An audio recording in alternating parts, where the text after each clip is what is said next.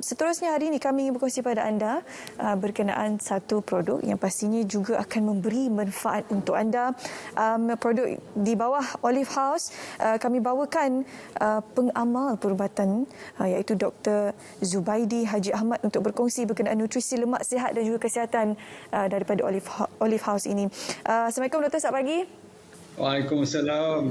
Okey, nak cerita berkenaan dengan nutrisi lemak sihat ni. Lemak selalu kalau kita cerita memang negatif je lah bunyinya ya doktor. Akan memberi satu kesan dari segi sudut fizikal yang tidak berapa enak untuk dilihat.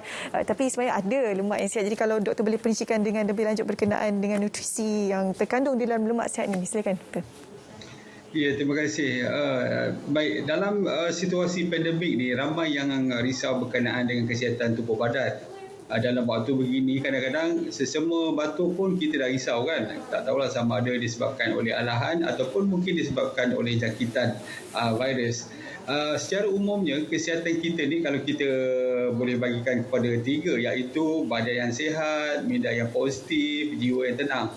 Biasanya kita selalu bercakap tentang tubuh yang sihat. Jadi antara yang selalu yang kita lakukan ialah sebagai contoh kita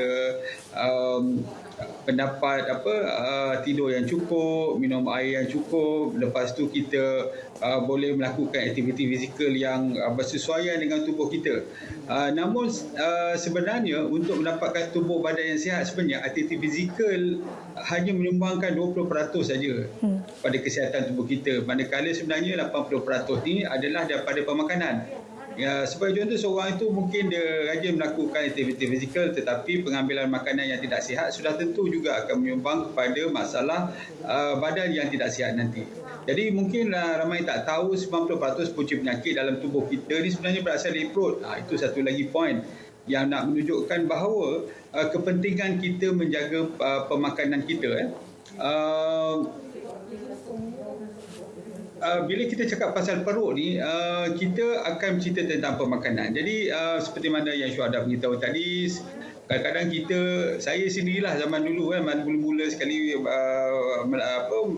bertugas sebagai doktor perawatan am ni, kadang-kadang kita pun sendiri keliru dengan perkataan lemak dan minyak ni. Jadi kita merasakan kadang-kadang minyak ni akan menjadi penyumbang kepada masalah kesihatan. Tetapi kena faham bahawa lemak ni sebenarnya ada dua. Sama ada lemak tu lemak yang sihat ataupun yang lemak yang tidak sihat. Jadi apabila kita mengenal berkaitan dengan lemak ini, dia akan membantu tubuh kita menjadi lebih sihat. Sebab apa? Kita memerlukan lemak sihat, tetapi kita tidak memerlukan lemak-lemak yang berbahaya atau lemak-lemak yang tidak sihat ini. Jadi amat penting untuk kita makan makanan yang berzat dan bernutrisi tinggi untuk mendapatkan nutrisi yang baik untuk kegunaan sel-sel dalam tubuh badan kita. Ada nutrisi yang dihasilkan oleh tubuh kita.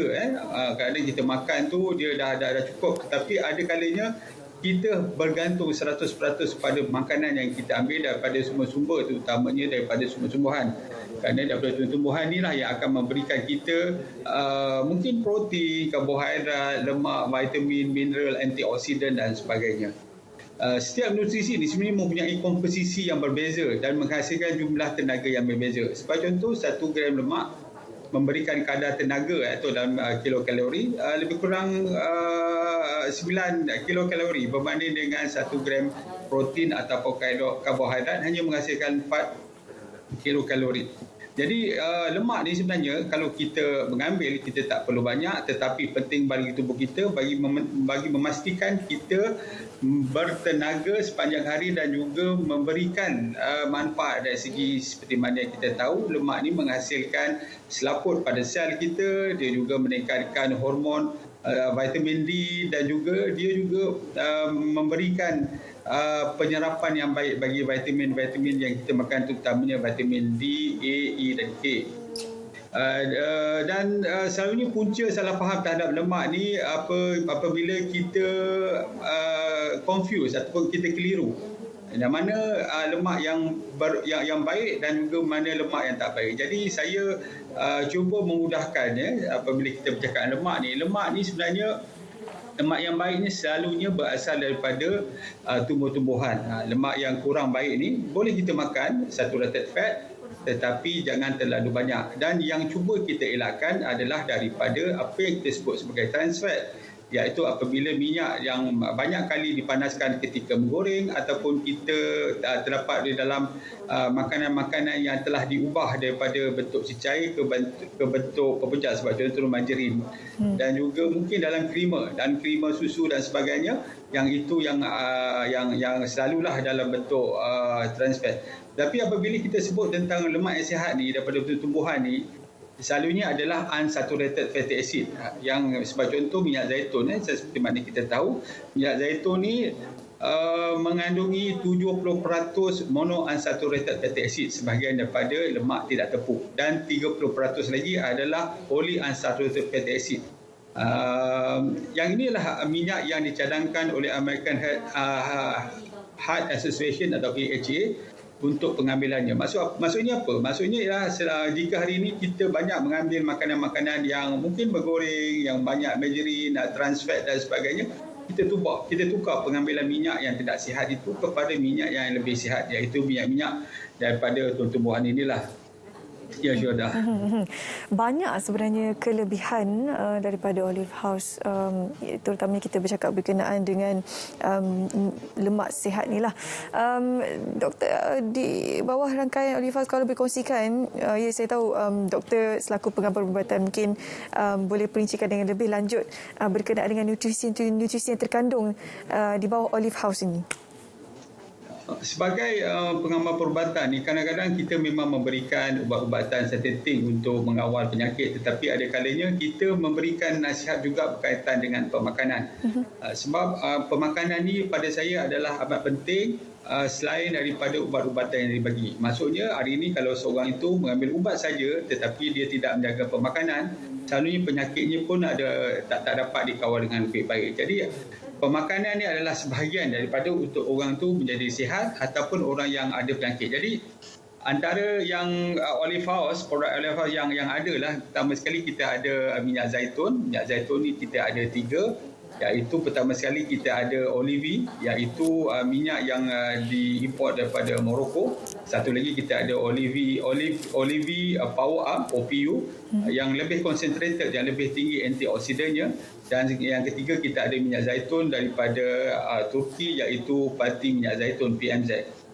Ketiga-tiga ni adalah yang kita panggil jenis extra virgin olive oil, di mana ke tahap asidnya kurang daripada 0.8%. Maksudnya dari segi antioksidan dia sangat tinggi. Yang kedua kita ada juga minyak habatus sauda. Minyak habatus sauda ni berasal daripada Turki, iaitu dia menghasilkan, dia mempunyai banyak kandungan antioksidan sepertinya thymophenol, carvacrol, T-enetol dan juga terfenol. Jadi antara antioksidan yang berada dalam minyak habatus sauda. Dan kalau kita lihat banyak penyelidikan yang terbaru dalam tahun 2000 telah banyak membuktikan kebaikan minyak habatus sauda ni. Dan terakhir kita ada juga minyak kelapa dara. Minyak kelapa dara ni adalah sebahagian daripada minyak tepu yang kita sebut sebagai, di dalamnya ada asid laurik. Tetapi dia bagus dari segi dia memberikan tenaga dan juga untuk mengekalkan kesihatan kita, cuma pengambilannya jangan terlalu banyak. Sebab tu saya mencadangkan kalau nak ambil tu, ambil dalam satu sudu setiap hari, sama ada minyak zaitun ataupun minyak kelapa dara. Minyak habatus sauda kita boleh ambil antara 5 hingga 7 titik pagi dan petang, sebab dia punya kepekatan tu lebih baik dan rasanya lebih mesra. Maksud dia taklah terlalu kelat. Okey, pastinya ada promosi menarik untuk penonton Selamat Pagi Malaysia hari ini, Doktor. Ya, kita terdapat banyak promosi lah sebenarnya untuk produk-produk ini. Tuan-tuan perempuan boleh menghubungi AJ yang terdekat untuk mengetahui dengan lebih lanjut. Tetapi sebelum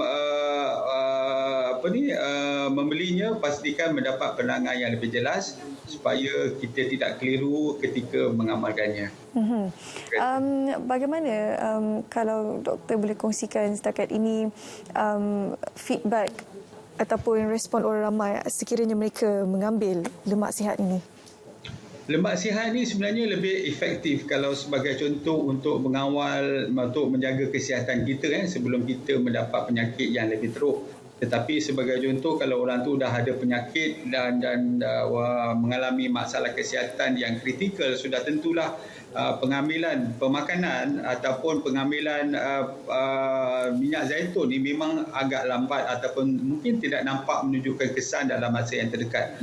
Sebab tu bagi mereka yang untuk kekal sihat, yang sebagai contoh mempunyai sejarah keluarga serangan sakit jantung sebagai contoh, ataupun mempunyai family history ataupun sejarah keluarga yang kanser usus, kanser payudara, memang kita galakkan pengambilan minyak zaitun sebab memang terbukti dalam kajian jurnal. Cuma kalau sudah ada, yang itu kena buat rawatan di hospital. Bagi mereka yang sebagai contoh nak mengurangkan tekanan darah tinggi, tahap gula dan mungkin kolesterol, ambil ubat-ubatan yang diberikan oleh doktor, dan paling sama juga kita haruslah menjaga pemakanan dengan menambahkan beberapa unsur sebagai contoh minyak zaitun ni bagi mendapatkan keberkesanan yang lebih cepat dan juga yang lebih efektif. Okey, baik. Itu dia sekali lagi kita rangkum kepada anda pesanan daripada doktor. 80% sebenarnya yang menentukan tahap kesihatan anda, dan ada dua jenis lemak, iaitu lemak sihat dan juga lemak tidak sihat.